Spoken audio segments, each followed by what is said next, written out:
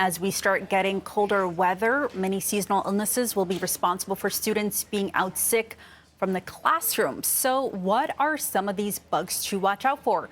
To help answer that question, I'm joined by Dr. Dina Kulik, pediatrician and founder and CEO of Kidcrew. Dr. Kulik, thank you so much for joining us this morning.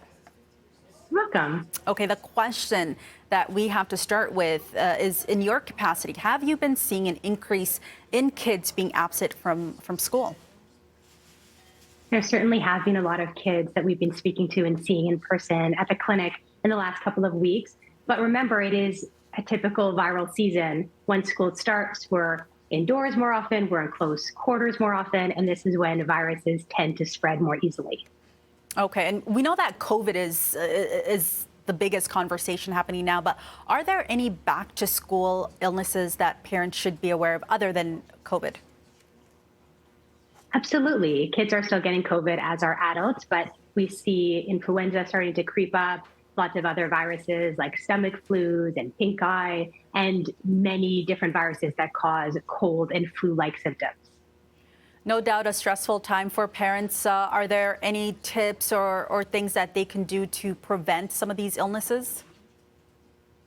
Absolutely. Like with COVID, all viruses like to live on surfaces or spread with droplets in the air. So keeping distance when you can, staying home if you're sick would be helpful to prevent the spread to other kids in the class and teachers and administrators and other people in the school setting. Keeping very clean hands, because when we touch surfaces that have droplets from these viruses, whether it's a stomach bug or a cough or a cold, and then we touch our face, that's a point of entry for those viruses to then infect you. How do you have that conversation with your child, especially if it's a young kid? What kind of what advice do you have for parents to kind of have that one-on-one chat with them?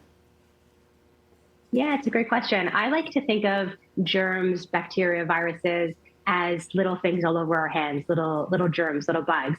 And I like to think about sparkles. So, if you have sparkles on a card or on a hat or on a shirt, they kind of get everywhere. That's the description I use when I talk to my own 4 kids or other kids. They get everywhere and they can be difficult to remove from your nails or, from the crease in your hand. So we want to make sure that we're washing all the surfaces of our hands, our fingers, our thumb, in between our fingers, the back and the front.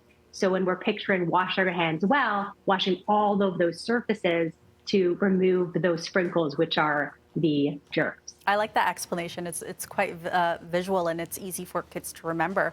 Something else I wanted to ask you is, anecdotally, we've been seeing these photos of empty shelves, parents concerned that they're not able to get their hands on Tylenol and Advil. Is there anything parents can do to be able to get the medications they need for their kids? For sure. So a lot of pharmacies do have stock of these medications, but they are behind the shelf. They're with the pharmacist in the area of the pharmacy that they are working. So it's always wise to touch base with your pharmacist and see what products they have. And depending on the weight and the age of your child, there are often alternatives you can use. So you don't always necessarily need to use a liquid preparation. Chewables may be appropriate. Or further, older kids might be able to swallow a medication that you wouldn't expect for a younger child based on their age and weight. So it's very, very important that you touch base with your healthcare provider and tell them the age of your child, the weight of your child, because they can tell you the best dose to give and what the options might be if you're not able to find the medication you typically use for your child. And Dr. Kulik, vaccine uptake in the youngest age group, we're talking 6 and under there, is significantly low. Is there a reason why that is? What I hear from a lot of families is they're not as concerned or worried about COVID anymore because it typically does present as a mild flu-like illness for most children. There are not a lot of children getting very sick with it. That being said, some kids do unfortunately get very sick with COVID or have symptoms that are challenging in the moment, or also symptoms that last longer after the illness is mostly gone. So I do encourage families to get the vaccine.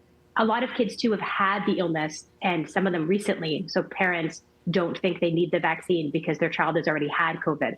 So again, it's wise to touch base with your healthcare provider and review when your child had COVID, if they had it, or what exposures they have, and also what risk factors they have, because some kids are at increased risk of getting more severe complications with COVID. So it is wise to touch base with your healthcare provider and review your child as an individual and what the benefits might be to getting the vaccine for them.